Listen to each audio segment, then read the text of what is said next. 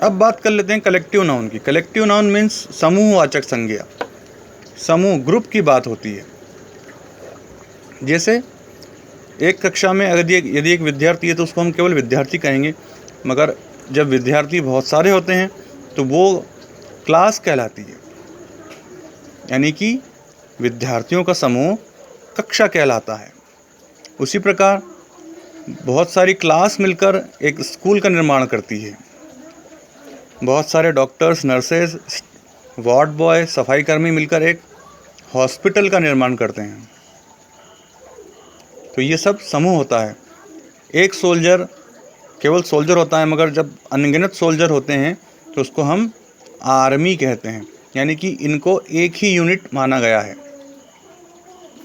आपको समझ में आ रहा होगा कि एक ही फंक्शनिंग में काम करने वाले जब बहुत सारे मिल जाते हैं तो एक ग्रुप बनाते हैं, तो उसका एक पर्टिकुलर नाम होता है। जहाँ पर पढ़ाई होती है वो स्कूल हो जाता है, और जिस कमरे में पढ़ाई होती है वो क्लास बन जाती है। जहाँ पर इलाज किया जाता है, कई सारे डॉक्टर्स और नर्सेज वगैरह होती है, वो हॉस्पिटल होता है। जहाँ बहुत सारे सैनिक काम करते हैं उसको आर्मी कहते हैं। हम अपने जन्मदिन वगैरह पर बहुत सारे म्यूजिशियंस को बुलवाते हैं। कोई ढोल बजाने वाला होता है, कोई बांसुरी बजाता है, कोई ड्रम बजाने वाला होता है। तो हमने पर इन सबको अलग अलग नामों से नहीं बुलाकर हमने इनको एक नाम दिया है बैंड, कि हमने बैंड बुलवाया है। आपको समझ में आया? यहाँ तक ये होता है कलेक्टिव नाउन। अब बात कर लेते हैं आखिरी एब्स्ट्रैक्ट नाउन की। एब्स्ट्रैक्ट नाउन मतलब कि भावना, जो कि हमने कल भी मैंने आपको वर्बली समझा दिया था। फीलिंग्स होती है वो चीज़ जो हमें दिखाई नहीं देती पर हम उसको महसूस कर सकते हैं, जैसे कि लव, प्यार। प्यार दिखता नहीं है। एक माँ अपने बच्चे को प्यार करती है और उसी प्यार की वजह से वो उसका नहाना धोना करती है, कपड़े उसके तैयार करती है, उसको साफ़ रखती है, उसका टिफ़िन बनाती है, उसको स्कूल के लिए रेडी करती है, स्कूल से आने के बाद वापस उसको फिर से भोजन करवाना और उसकी सारी ज़रूरतों को पूरा करना माँ क्यों करती है? क्योंकि वो उसको प्यार करती है। ये प्यार हमको दिखता नहीं है, मगर माँ हमको प्यार करती है। इस प्यार का पता हमको कैसे लगता है? जब माँ हमारे लिए ये सब करती है तो हमें मालूम पड़ जाता है कि माँ ये क्यों करती है, क्योंकि वो हमें प्यार करती है। ऐसे ही होता है हैट्रेड, नफ़रत। नफ़रत भी हमको दिखाई नहीं देती है, मगर हम महसूस कर सकते हैं कोई व्यक्ति हमसे नफ़रत करता है, या कोई हमको पसंद नहीं करता, या कोई हमसे बात नहीं करना चाहता। ठीक वैसे ही ऑनेस्टी हो जाती है, ईमानदारी।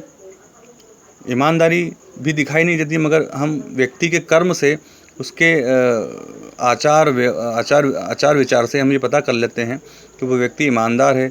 उसी प्रकार डिसऑनेस्टी होती है, बेईमानी। व्यक्ति की बेईमानी के बारे में भी हम उसी प्रकार पता लगाते हैं, उसके कर्मों के द्वारा, उसके काम उसको बताते हैं। यदि उसने कोई चोरी की है तो हमारे पास जब तक उसके खिलाफ कोई सबूत नहीं हो, कोई साक्ष्य नहीं हो, कोई सीसीटीवी फुटेज ना हो, हम उसको बोल नहीं सकते कि भाई तुमने चोरी की, क्योंकि चोर कभी ये बोलेगा नहीं कि मैं चोर हूँ। हमको उसके लिए कोई एविडेंस, साक्ष्य देना पड़ेगा। बस हम उसके उस व्यवहार को पता कर सकते हैं कि हाँ वो चोर है, उसको चोरी करने की आदत है। मगर जब तक हमारे पास कोई सबूत ना हो हम उसको बोल नहीं सकते कि वो चोर है। तो ये जो बेईमानी जो गुण है वो दिखाई नहीं देता, मगर कर्मों से प्रकट हो जाता है। और आखिरी में बात कर लेते हैं मटेरियल नाउन, वस्तुवाचक संज्ञा की। वस्तुएं, जो भी चीज़ें होती है वो सब नाउन होती है। जैसे कि आप मेरे हाथ में पेन देख रहे हैं, ये भी नाउन ही है। जो भी चीज़ें होती है, लकड़ी की, लोहे की, स्टील की, सब मटेरियल नाउन में आती है। और इसको कॉमन नाउन में भी माना जाता है आधुनिक लैंग्वेज के हिसाब से। आप चाहें तो उसको अलग से मटेरियल नाउन भी लिख सकते हैं, या मटेरियल नाउन को आप काउंट कर सकते हैं कॉमन नाउन में।